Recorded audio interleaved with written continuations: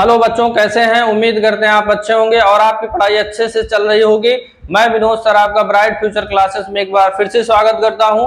तो बच्चों, हमारी एक्सरसाइज 2 जो थी वो समाप्त हो चुकी है। तो आज से चैप्टर नंबर हम 3 स्टार्ट कर रहे हैं। तो चैप्टर पढ़ने से पहले हम चैप्टर के जितने भी बेसिक हैं, हम बेसिक के बारे में हम पूरा आज जान लेते हैं। अगर हमको चैप्टर के बेसिक कॉन्सेप्ट के बारे में अगर हमको पता होता है तो क्वेश्चन सॉल्व करते वक्त हमको कोई भी दिक्कत नहीं होती। इसलिए हम क्वेश्चन सॉल्व करने से पहले हमेशा एकदम बेसिक पहले क्लियर कर लेते हैं, उसके बाद ही क्वेश्चन आंसर को हम सॉल्व करते हैं। तो आइए हम इसके कुछ बेसिक पहले जान लेते हैं, उसके बाद फिर आगे हम चैप्टर को पढ़ेंगे। तो आइए हम देखते हैं।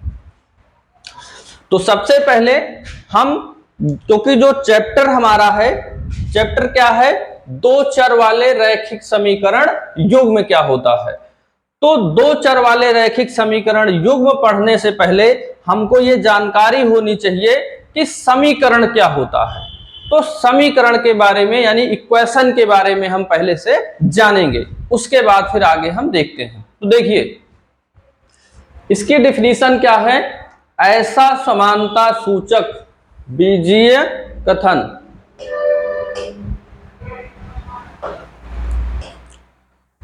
देखिए क्या है? ऐसा समानता सूचक बीजीय कथन जो कुछ निश्चित मान के लिए संतुष्ट होते हैं, वो आपके क्या कहलाते हैं? समीकरण कहलाते हैं। इसकी एक पहचान और क्या है कि अगर किसी भी जो आपको दिया गया हो बहुपद या कुछ भी है, उसके बीच में इक्वल, अगर इक्वल का साइन लगा होता है, तब वो क्या कहलाता है? समीकरण कहलाता है। तो अगर हम एग्जाम्पल ले लें, 3x + 2y = मान लीजिए 10 हो गया, तो बीच में इक्वल लगा है, तो ये आपका क्या हो जाएगा? समीकरण हो जाएगा। या ऐसे कुछ लिखा है, बीच में इक्वल लगा है, तो ये आपका क्या कहलाएगा? समीकरण कहलाएगा। क्योंकि जो समीकरण है वो x y के कुछ निश्चित मान हैं जिसके लिए वो सत्य होगा, यानी कि इक्वल हमको 0 प्राप्त होगा। इसी तरह x की भी कुछ निश्चित वैल्यू होती है जिसके लिए = हमको 0 प्राप्त होता है। ऐसा नहीं है कि x की आप बहुत सारी वैल्यू हैं और यहां पे रख दें तो 0 हो जाए। इसीलिए डिफिनीशन में भी लिखा है कि कुछ ऐसे निश्चित मान हैं जिनके लिए ही ये संतुष्ट होता है, वो कहलाता है आपका समीकरण कहलाता है। तो अब आप समीकरण के बारे में जान चुके हैं। तो देखिए, यहां पे हम सर्वसमीका जानते हैं कि सर्वसमीका क्या होती है, आइडेंटिटी क्या होती है। तो देखिए, जो सर्वसमीका होती है वो भी एकदम समीकरण की तरह ही दिखती है, लेकिन अंतर क्या होता है? देखिए डिफिनीशन पहले। ऐसा समीकरण जो चर के सभी मानों के लिए संतुष्ट होता है, वो कहलाती है आपकी सर्वसमीका कहलाती है। समीकरण में क्या था कि कुछ निश्चित ही मान थे जिसके लिए वो सत्य हो रहा था, लेकिन सर्वसमीका में क्या होता है कि कोई भी वैल्यू आप वहां पे रख दीजिए, वो सबके लिए सत्य होती है, यानी कि दोनों पक्ष बराबर होते हैं। तो देखिए, हम कुछ एग्जाम्पल देख लेते हैं। जैसे a + b² = a² + 2ab + b²। एक हम और लिख लेते हैं, a + b³ a³ + b³ + 3ab bracket में a + b।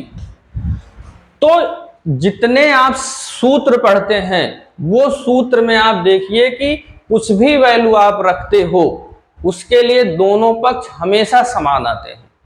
तो जो भी आपके फार्मूले हैं वो सब सर्वसमीका के अंतर्गत आते हैं। तो ये आपकी हो गई सर्वसमीका। तो सर्वसमीका समीकरण में यही अंतर होता है। आप कुछ भी a b की वैल्यू रखेंगे तो दोनों पक्ष हमेशा समान आएगा। तो सर्वसमीका और समीकरण में ये आपका अंतर हो गया।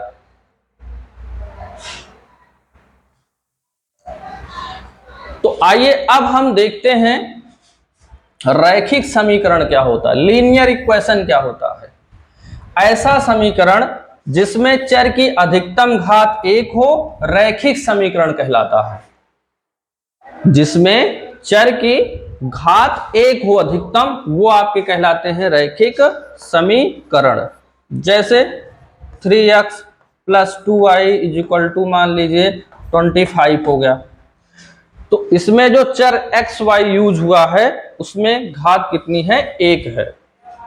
या हम देखते हैं x + 5 = 0, यहां भी अधिकतम घात इसकी 0 है। ये 2 चर में है, ये 1 चर में है। अगर हम 3 चर में ऐसे ले लें, इसमें भी आप देख रहे हैं कि जो चर x y z यूज हुआ है उसमें भी अधिकतम घात कितनी आपकी है, 1 है। तो ये कहलाएगा आपका रैखिक समीकरण कहलाएगा। अब हम देखते हैं अगला, एक चर वाले रैखिक समीकरण, linear equation in one variable. तो डिफिनीशन क्या हो गई, ऐसा रैखिक समीकरण जिसमें सिर्फ एक चर हो, एक चर वाले रैखिक समीकरण कहलाता है। तो इसमें हम देख लेते हैं कि होता कैसे है। तो रैखिक समीकरण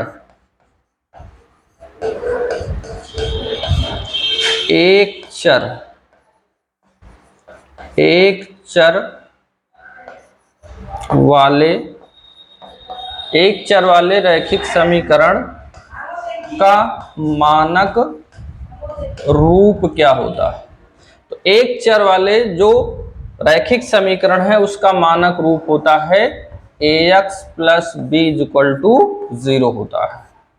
अगर इस तरह से कोई समीकरण लिखा होता है वो एक चर वाले रैखिक समीकरण कहलाता है।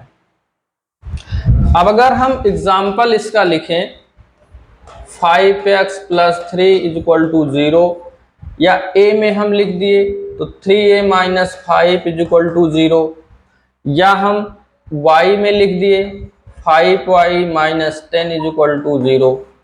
तो इसमें आप देख रहे हैं कि इसी तरह से ये है, और उसमें जो चर है वो एक ही है। इसमें x एक चर है, इसमें a भी है, इसमें y एक चर है। तो ये सब आपके कहलाए एक चर वाले रैखिक समीकरण कहलाते हैं।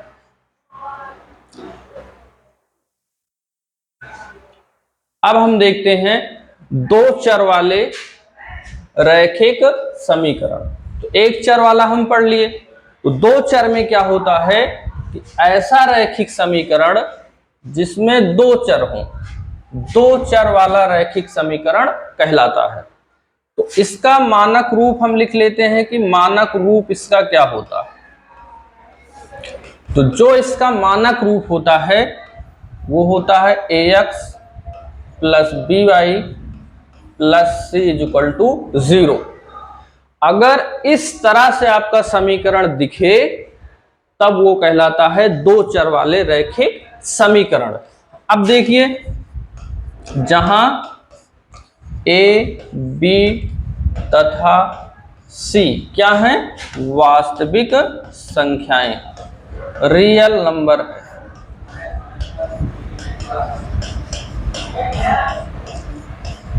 ये सब वास्तविक संख्या का काम करती है। अब हम एग्जाम्पल ले लेते हैं।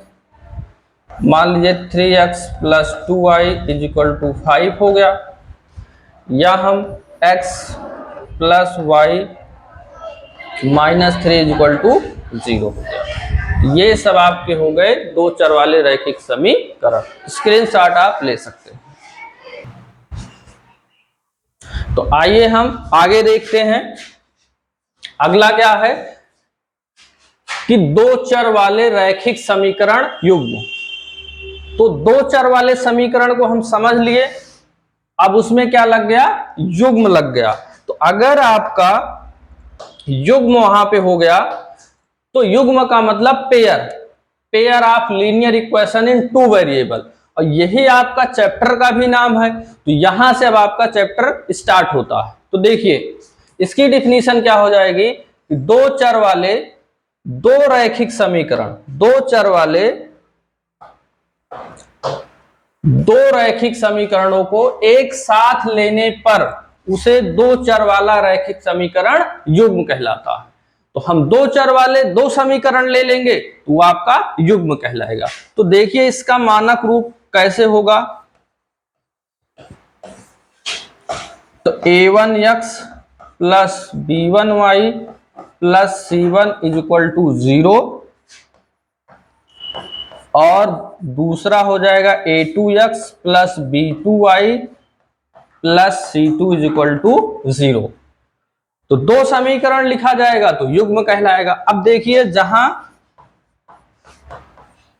a1 b1 c1 तथा a2 b2 और c2 क्या है, वास्तविक संख्याएं हैं, वास्तविक संख्याएं हैं।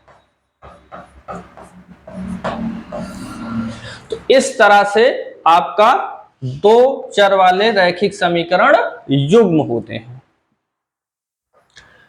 तो अगर इसके हम एग्जाम्पल ले लें, जैसे 5x प्लस 2y और यहां पे प्लस 3 इज इक्वल टू 0 हो गया। मान लीजिए 2x minus Y plus 10 is equal to 0 हो गया। तो इस तरह के जो आपके समीकरण दिखेंगे वो रैखिक दो चर वाले रैखिक समीकरण युग्म। तो इसी तरह के क्वेश्चन हमको चैप्टर में सॉल्व करने हैं। तो इस तरह के जो इक्वेशन होते हैं उनको सॉल्व करने की कितनी विधियां हैं, तरीका कितने हैं, क्योंकि जब आप इनको सॉल्व करते हो तभी एक्स वाई की वैल्यू हमको प्राप्त होती है। तो आइए हम देखते हैं कि कितने तरीके होते हैं इनको सॉल्व करने के। तो दो चर वाले रैखिक समीकरण के जो युग्म हैं उनको सॉल्व करने की ये आपकी चार विधियां हैं। अब पहली विधि क्या है, ग्राफी विधि है यानी ग्राफिकल मेथड। दूसरी क्या है, प्रतिस्थापन विधि सब्स्टिट्यूशन मेथड। तीसरी है विलोपन विधि इलिमिनेशन मेथड। चौथा है बज्र गुणन विधि क्रॉस मल्टीप्लिकेशन मेथड होता है। अब इन चार विधियों में ये जो चौथी वाली विधि है ये पहले था, लेकिन अब जो नया सिलेबस आपका आया है उसमें ये कट गया है। तो ये तीन तरीके हैं जिनकी मदद से हम इन क्वेश्चन को सॉल्व करेंगे। तो आइए हम देखते हैं आगे। देखिए सॉल्व करने से पहले हम देख लेते हैं कि जो ये रैखिक समीकरण युग्म होते हैं इनके कितने हल होते हैं, किस तरह से इनको हम ग्राफ पे दर्शाते हैं, तो रेखाएं कैसे जाती हैं, तो इन सब को हम आगे हम जानेंगे। तो देखिए a1x plus b1y plus c1 is equal to 0 और a2x plus b2y plus c2 is equal to 0। ये दो समीकरण हम ले लिए यहां पे। अब इन दोनों समीकरण को अगर हम हल करते हैं तो कितने तरह के यहां पे रिलेशन बन सकते हैं, अब देखते हैं। तो देखिए पहला हम लेते हैं कि अगर a1 अपान a2 ये आपका बराबर नहीं है b1 अपान b2 के।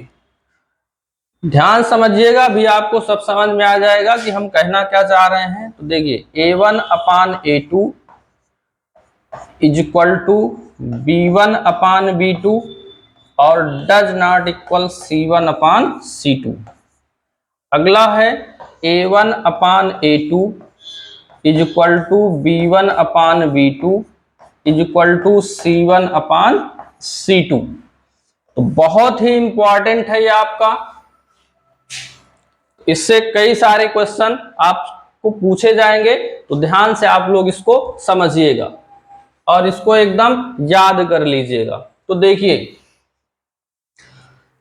ये जो दो समीकरण हैं उनमें अगर इस तरह से हम रेशियो निकाल लें a1 upon a2 does not equal b1 upon b2 अगर हो जाता है तब क्या होता है। तो पहला पॉइंट इनमें हम नोट करेंगे।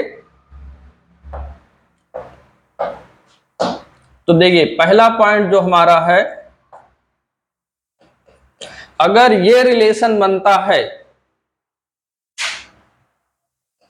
तो समीकरण के अद्वितीय हल होंगे, अद्वितीय हल होगा। अद्वितीय हल का मतलब होता है कि सिर्फ एक हल होगा, सिर्फ एक हल होगा। इस तरह से आप पता कर सकते हो कि एक हल होगा या ज्यादा हल होगा। दूसरा इसमें पॉइंट क्या बनता है कि जो रेखाएं हैं, जो समीकरण हैं, उनसे अगर आप रेखाएं खींचते हैं तो रेखाएं एक दूसरे को प्रतिच्छेद करती हैं, एक दूसरे को प्रतिच्छेद करती हैं।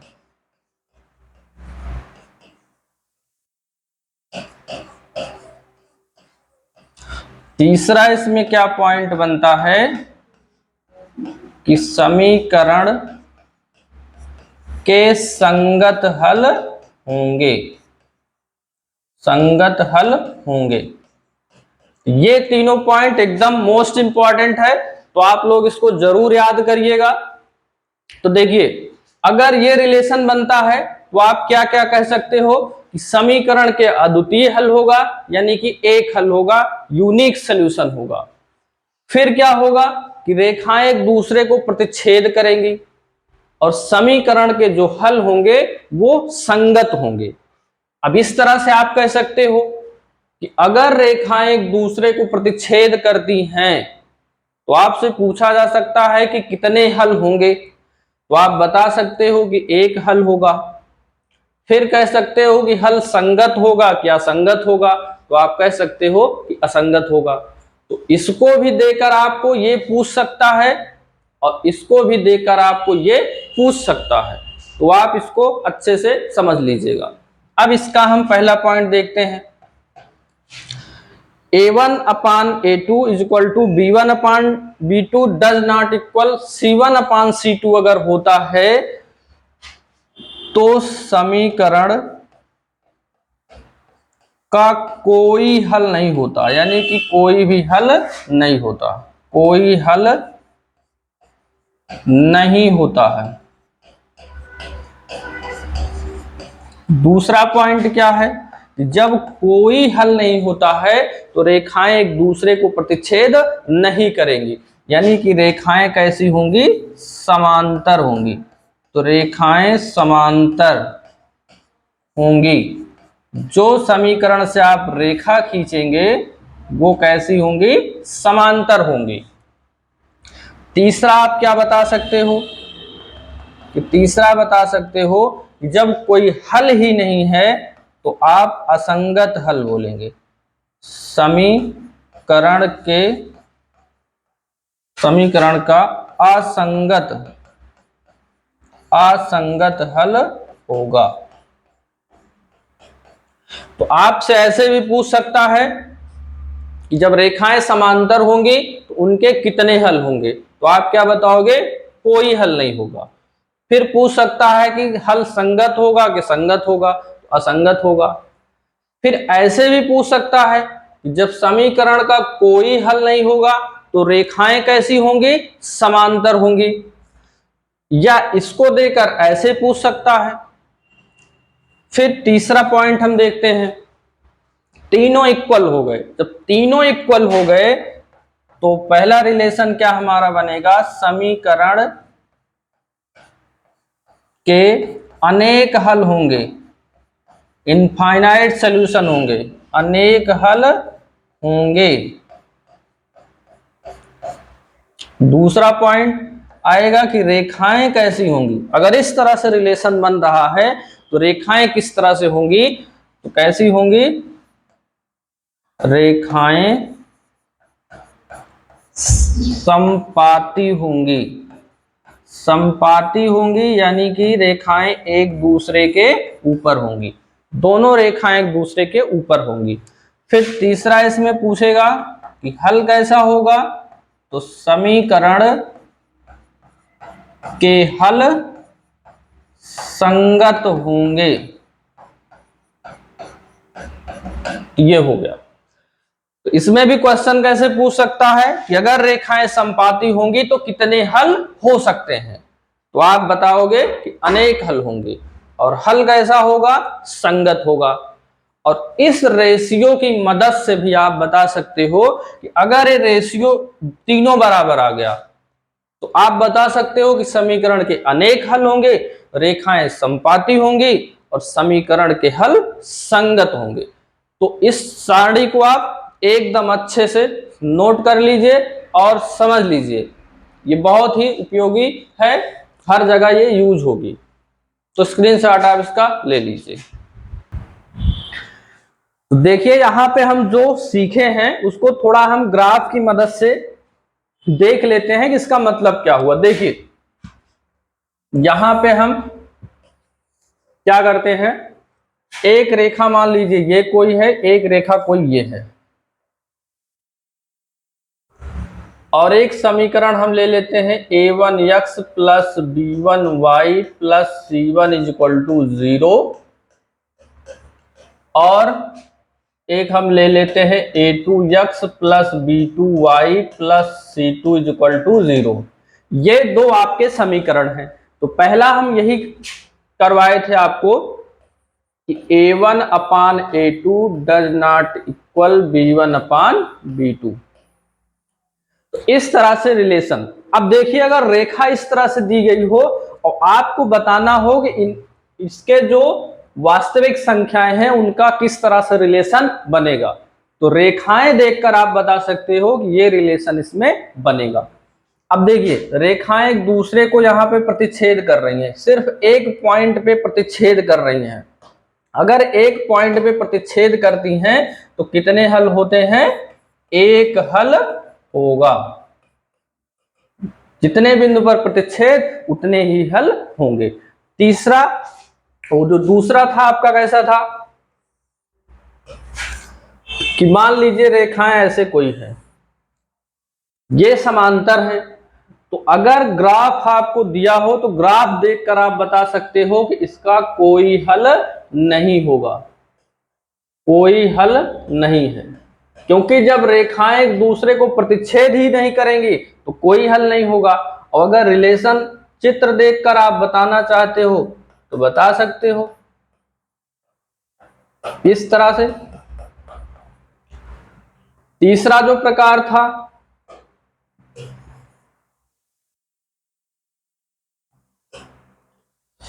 तीसरा जो प्रकार था आपका,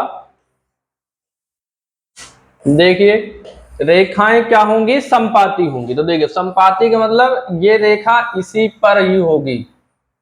जब रेखा के ऊपर ही रेखा आपकी हो जाएगी तब, क्योंकि रेखाएं बहुत जगह एक दूसरे को प्रतिच्छेद कर रही हैं, तो जब बहुत जगह प्रतिच्छेद करेंगी तब वही कहा जाता है कि कैसा हल होगा, अनेक हल होंगे। और जो इनके गुणांकों में जो संबंध बनेगा वो a1 upon a2 b1 upon b2 is equal to c1 upon c2, ये रिलेशन इसमें बनेगा। इस तरह से अगर आपको रेखाएं दी गई हों तब उसको देखकर हम बता सकते हैं कि उनमें कितना हल है या हल नहीं है। इसमें आप कह सकते हो जब कोई हल होता है तो संगत हल कहलाता है, तो कोई हल नहीं होता है असंगत हल कहलाता है। इसमें बहुत सारे हल हैं तो ये भी आपका संगत हल होगा। इस तरह से आप बता सकते हैं। तो बच्चों आज की क्लास में इतना ही। तो आज हम इस चैप्टर का एकदम बेसिक पूरा समझ लिए हैं। अब हम अगली क्लास में इसके क्वेश्चन को हम सॉल्व करते हैं। तो आज के लिए इतना ही।